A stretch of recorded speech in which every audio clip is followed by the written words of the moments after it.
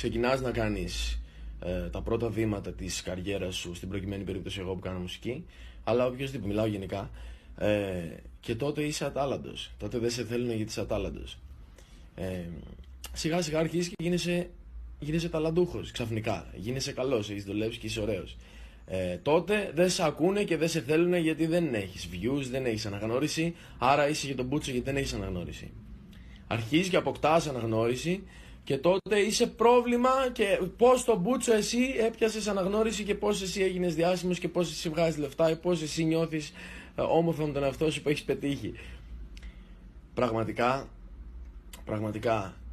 γράψτε στα αρχίδια σας τη γνώμη οποιοδήποτε.